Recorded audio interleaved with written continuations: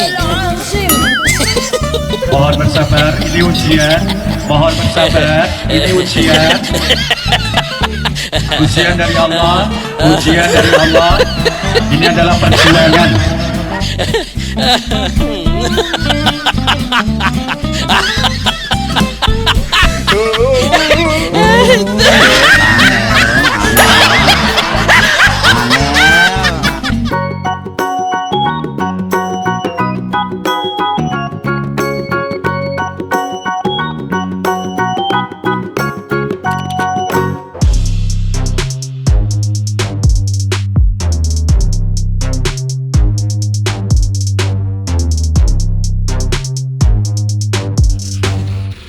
Hai guys, selamat pagi. Jangan lupa nonton terus channel Gloriski dan like, comment, share. Biar 1 juta subscriber. Penasaran dengan aku? 1 juta subscriber. Thank you. Baju gua masukin dulu, Pak. Ya nih, Pak. Gua kalau kenceng, Pak. Gila nih baju ya kan, gua kayak ini jablay-jablay kalau jalanan terus kelihatan punggungnya tuh. Ada, ntar lu gua masukin dulu, bodo amat gua kelihatan cupu ya kan. Yang penting pantat sama bokong gua gak kelihatan, Pak. Aduh. Malu, Cuk, kelihatan. Aduh. Oke, kita langsung aja kawan-kawan, ready for match kan, gila. Pokoknya kerja ya kan, gila. Bersama Blue Emon tentunya. Gila, Happy New Year, selamat tahun 2021 kawan-kawan. Blue Emon on. Gila, sehat Mon? Oke. Let's go nak. Yo guys, welcome back. Yang belum resitnya itu tidak terkenal. Gimana kabar kalian? Baik-baik aja di tahun 2021 ini ya. Semoga apa yang ingin kita inginkan tercapai itu di tahun ini, oke? Yang pengen dapat jodoh, yang pengen dapat motor, yang pengen dapat kuliah, yang pengen dapat apa ya? Kerjaan ya kan. Semoga apa yang kalian inginkan terkabul di tahun yang lumayan lebih baru daripada 2020 ya kan. Semoga ya kan di tahun ini tidak ada lagi kejadian seperti 2020 ya, dimana kejadian 2020 adalah tahun-tahun yang sangat membuat kita berjuang hidup kan. Jadi pagi-pagi ini Blue Rizky akan kerja lagi ya, ngupload kontennya ya kan, konten pokoknya demi kalian ya pokoknya. Aduh ya ampun. Dan gue sebenarnya agak-agak ini sih kawan-kawan ya bang, ini kan kalau modusin cewek lagi ya kan, gue buat konten modusin cewek nggak laku lagi pak penonton pak. Lo lihat aja konten modusin cewek gue, aduh ya ampun dikit banget viewersnya. Sama kayak vlog ini juga dikit viewersnya ntar. Ada paling 10.000, 20.000, 30.000 ya itu banyak sih menurut gue ya. Tapi ya kalau kata netizen sih kok penontonnya dikit ya bang. Kalau menurut gue ya 10.000 aja udah banyak Cuk ya kan, menurut gue ya, nggak tahu kenapa. Ada, lu bayangin pak nyari viewers itu susah loh ya kan, jangan sangka loh lu dapat penonton 10.000 aja tuh seneng banget gitu loh. Lu kalau misalkan kurang bersyukur ya kayak gitu kawan-kawan. Coba di saat lu itu merasa kayak viewers lo dikit, lu balik lagi ke zaman lu susah di mana lu dapat 1 viewers aja tuh ya Allah senengnya mau gila gitu loh. Jadi apa ya, jangan pernah merasa kayak aduh gue buat channel gue viewersnya dikit gitu loh. Jangan kayak gitu kawan-kawan. Kenapa? Karena kalau orang-orang yang kurang bersyukur adalah contoh yang seperti itu gitu loh. Ketika lo channel lo udah gede terus viewers lo kecil atau gimana, bersyukurlah kawan-kawan masih ada yang menonton gitu loh. Karena di luar sana masih banyak orang yang buat channel nggak ada yang nonton kawan-kawan. Dan ada juga yang mungkin aduh ya ampun gue udah capek-capek yang nonton ya nggak ada gitu loh. Bersyukur aja gitu loh. Let's go Raymond, I need toast now.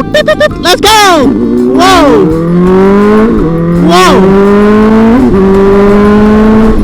Oh gila.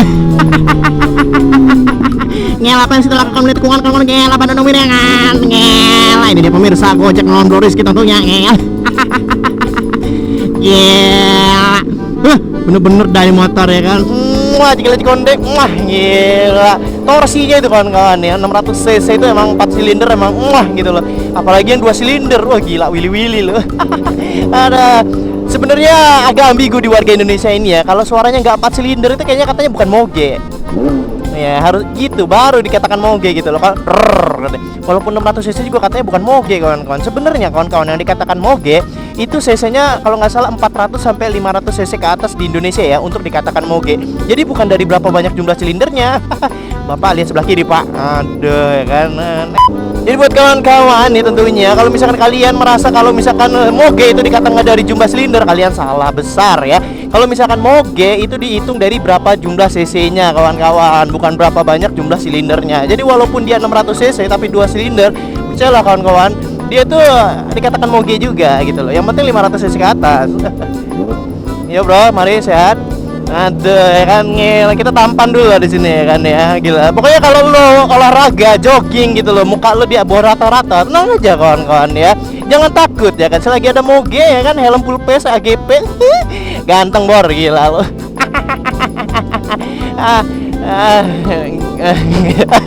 Sombong lu bang, aduh, enggak sih, canda. Jadi kawan-kawan, misalkan kalian ya mungkin gitu loh merasa kayak, aduh ya ampun pisor ini, aduh ya kan, mungkin ya kan memiliki wajah kurang tampan ya kan, pakailah helm full face ya kan, carilah full face itu yang keren kayak KYT gitu kan ya. Ini harus KYT sih yang menurut kalian keren aja gitu lah.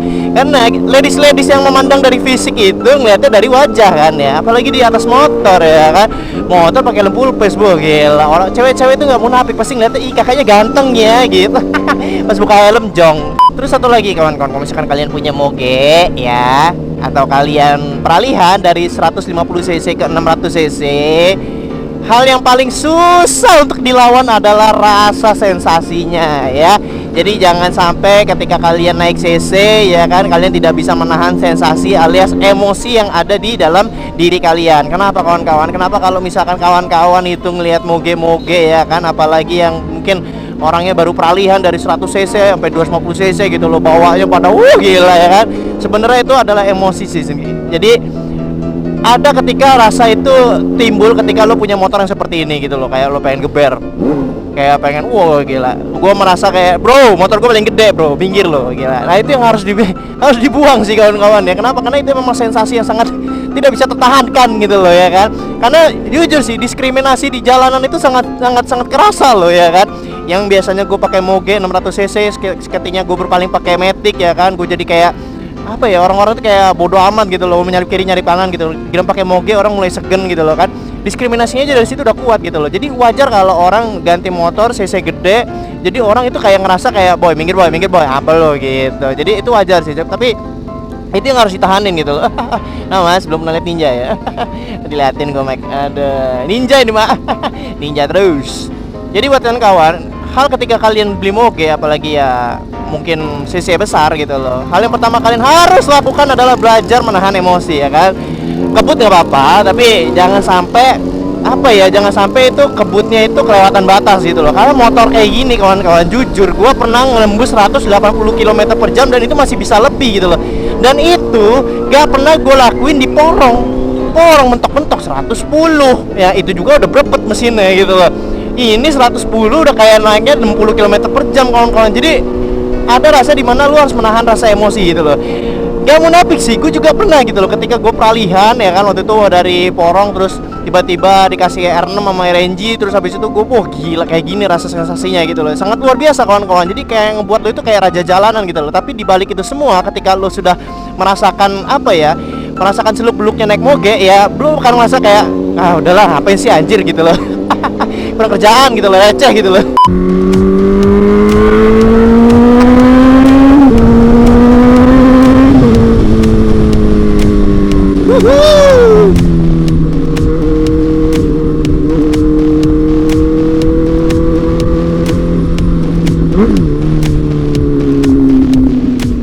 Wah gila anjir, mantap. Nah satu lagi, kalau kalian mau kebut, kalian harus tahu lingkungan ya. Kalau misalkan lingkungan tersebut tidak memaksakan untuk kenceng, jangan dipaksain deh, karena bakal bahaya. Jadi kalau Bang Rizky mau kebut itu ada perhitungannya. Nih kayak depan ya, jalan agak mulai lempeng nih. Ya udah, nggak apa-apa kebut. Lemon, I need those now.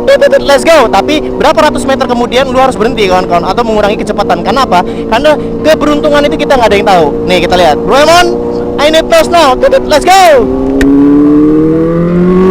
Tuh baru jalan ada yang nyelonong kan. Itu kalau kita tadi kalau kita tadi tetap memaksakan untuk kita kebut, itu tadi udah crash kawan-kawan. Jadi sebenarnya ya balik lagi ke diri kita sendiri yang bawa motornya gitu. Jadi gitu kawan-kawan. Jadi ya seusaha mungkin kalau misalkan kalian udah punya moge, moge di Indonesia itu sangatlah sensitif kawan-kawan. Kita geber dikit aja dikira sombong gitu loh, digeber lagi dikira antang orang gitu loh. Padahal mah ya memang itu cari sensasi aja kita kan di jalan. Ya namanya kita beli moge ya kawan-kawan ya. Kita beli moge itu antara ya karena motornya sama suaranya ya, nggak munafik sih ya. Sama kecepatannya gitu loh. Kalau Blue Rizky kan kecepatan ya nomor 3 nomor 4 lah gitu loh. Tapi kalau untuk suara itu nomor 1 kawan-kawan. Nggak munafik, orang beli moge itu suaranya yang diambil gitu loh. Ya pokoknya banyak lah Bang Rizky yang pengen ceritain mengenai kalian ya. Karena ini udah 2021 gitu loh. Gue ngerasain banget dari 2016 yang ibaratnya nggak punya moge, yang dulunya cuma mimpi punya motor sebesar ini kawan-kawan, CC-nya segede ini gitu loh. Ya itulah yang gue rasain ketika dari mocil sampai moge gitu loh. Ya banyak sensasi-sensasi yang harus gue tahan, yang harus gue pelajarin lagi. Banyak hal-hal bodoh yang gue lakuin naik motor ini juga. Dari hal itu gue juga belajar jangan kayak gitu gitu loh. Buat jadi orang baik itu susah loh gitu loh. Apalagi lo bawa moge ya kan, lo geber dikit orang kiranya sombong. Kita narik gas oper gigi dikira sombong gitu loh. Sensitif kawan-kawan gitu loh. Makanya kalau kita mau ngejat sombongnya orang itu harus kenal dulu sama orangnya. Kalau misalkan emang orangnya emang sombong ya udah emang sombong gitu loh. Tapi kalau misalkan lu udah ngajak ngobrol orangnya beda dari apa kata orang, lu nggak boleh ngejat orang dari covernya gitu. Gila. Ada ceramah gue pak. Diliatin gue sama 2 orang ada. Jadi ya kayak gitu, kalau di sini tuh diliatin kalau mau kerja ya kan, orang apa ini.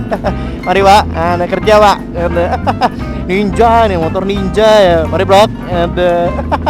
Diliatin gue motor apa ini, ninja apa ya kan. Lele. Wes memble. Ada.